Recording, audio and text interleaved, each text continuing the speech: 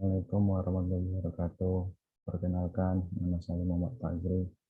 Saya dari Prodi Teknik Mesin Universitas Samarinda. Di sini saya akan mempresentasikan tugas makalah saya yang berjudul Sistem Perpipaan Pusat Perbelanjaan atau Mall.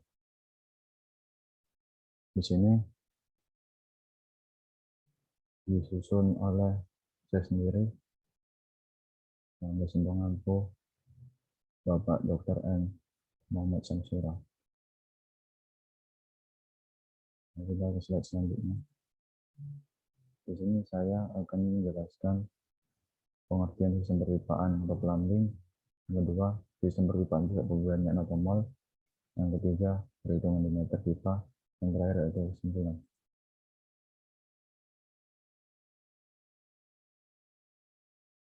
Di sini pengertian sistem perpipaan atau plumbing adalah suatu pekerjaan yang meliputi sistem pembuangan limbah atau air buangan atau biasa disebut air kotor dan air bekas, air hujan, dan penyediaan air bersih. Selanjutnya, sistem perpipaan pusat perbelanjaan atau mall pada umumnya merupakan bangunan yang dipergunakan oleh manusia untuk melakukan kegiatannya. Bangunan pusat perbelanjaan atau mall yang dibangun dapat dipakai, dihuni, dan dinikmati oleh pengguna.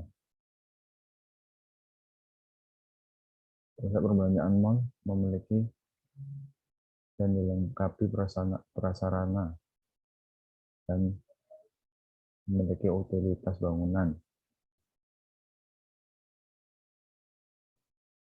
Merupakan kelengkapan dari suatu bangunan pusat perbelanjaan atau mall.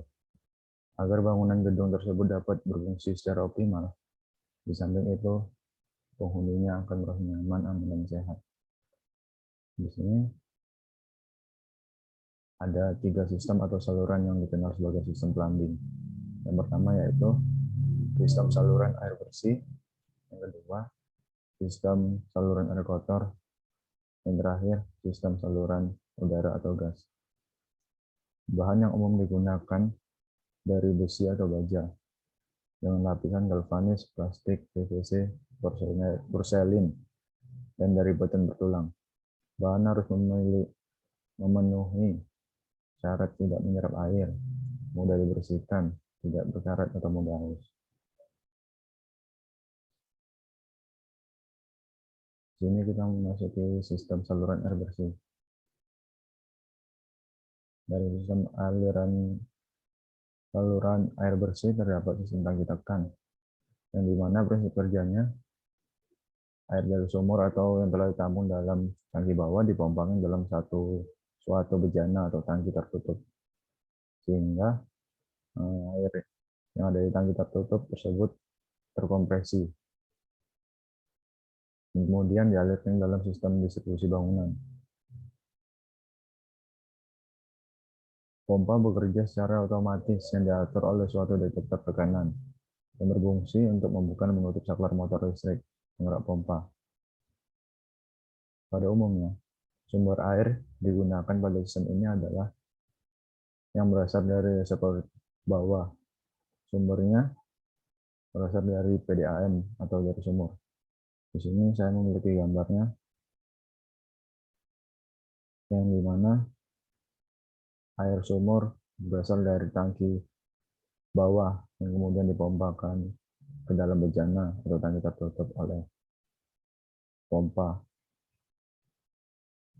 yang kemudian didistribusikan ke dalam bangunan. Selanjutnya, sistem tangki atap. Apabila sistem sambungan langsung oleh berbagai hal tidak dapat diterapkan, maka dapat diterapkan sistem tangki atap. Pada umumnya, sumber air yang digunakan pada sistem ini adalah air berasal dari reservoir bawah, yang sumbernya bisa dari sumur atau dari PDAM. Di sini gambarnya, tangki air terletak pada atap bangunan, yang kemudian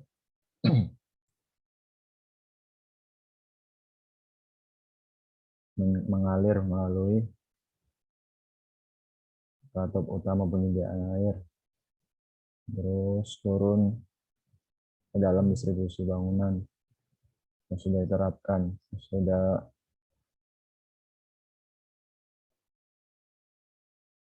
yang biasa untuk mengaliri air. Selanjutnya, agar supaya sistem penyediaan air di dalam bangunan gedung hidropumping dapat berfungsi secara optimal, maka kita perlu memenuhi beberapa persyaratan. Yang pertama yaitu syarat kualitas. Yang kedua yaitu syarat kuantitas. Yang ketiga syarat tekanan. Yang dimana syarat kualitas air yang masuk ke dalam bangunan harus memenuhi syarat kualitas air, yaitu syarat fisik dan syarat bakteriologi yang sesuai dengan peraturan pemerintah. Yang kedua yaitu syarat kuantitas air. Syarat kuantitas air yang masuk ke dalam bangunan harus memenuhi syarat kuantitas air yang sesuai kebutuhan air bangunan gedung tersebut. Untuk menghitung besarnya kebutuhan air dalam bangunan gedung didasarkan pada pendekatan berikut. Yang pertama itu jumlah penghuni atau orang yang berada dalam gedung tersebut. Yang kedua, unit beban atau plumbing. Yang ketiga, luas lantai bangunan. Selanjutnya, ini kita masuk ke syarat tekanan. Tekanan air yang berada pada sistem plumbing atau pipa. Tekanannya harus sesuai dengan ketentuan yang berlaku. Di antaranya yaitu antara 2,5 kg per cm kuadrat atau 25 kolom air sampai 3,5 kg per cm kuadrat atau 35 meter kolom air untuk perumahan dan hotel. Kemudian 4,0 kg per cm kuadrat atau 40 meter kolom air sampai 5,0 kg per cm kuadrat atau 50 meter kolom air untuk perkantoran. Tekanan tersebut tergantung dari peraturan setempat. Untuk bangunan yang lantainya banyak, misalnya 64 tingkat, maka tekanan air di lantai bawah sistem pengaliran air dengan menggunakan tangki atap akan sangat besar, yaitu sebesar 64 kali 64 kali 3,50 meter atau sebesar 224 meter kolom air.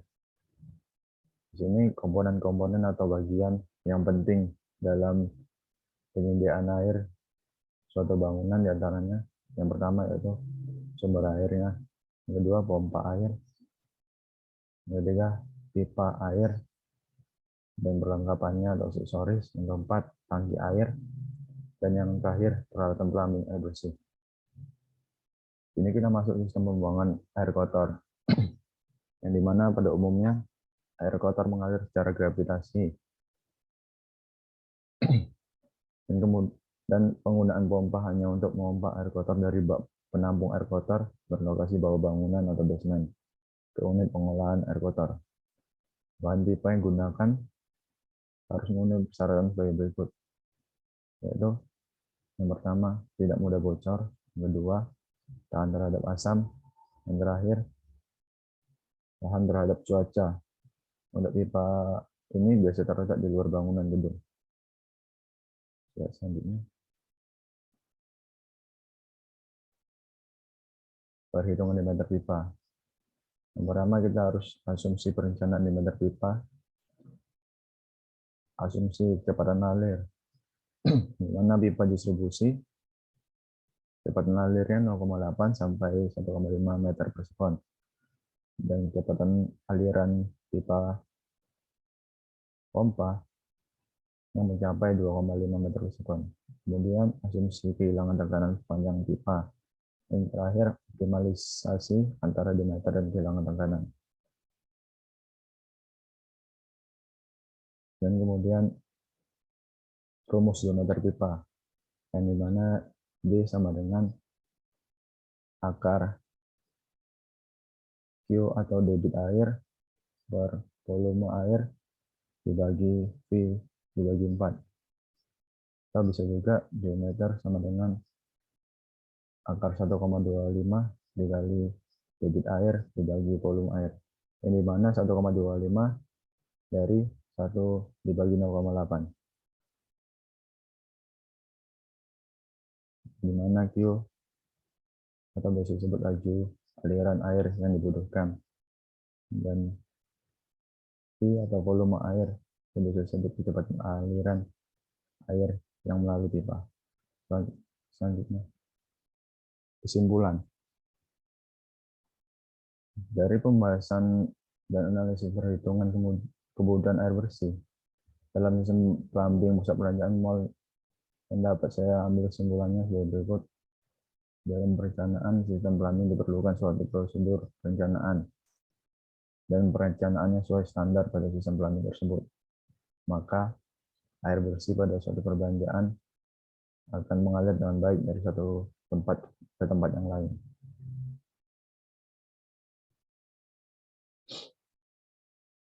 Terima kasih presentasi dari saya. Jika ada kurang, saya mohon maaf. Assalamualaikum warahmatullahi wabarakatuh.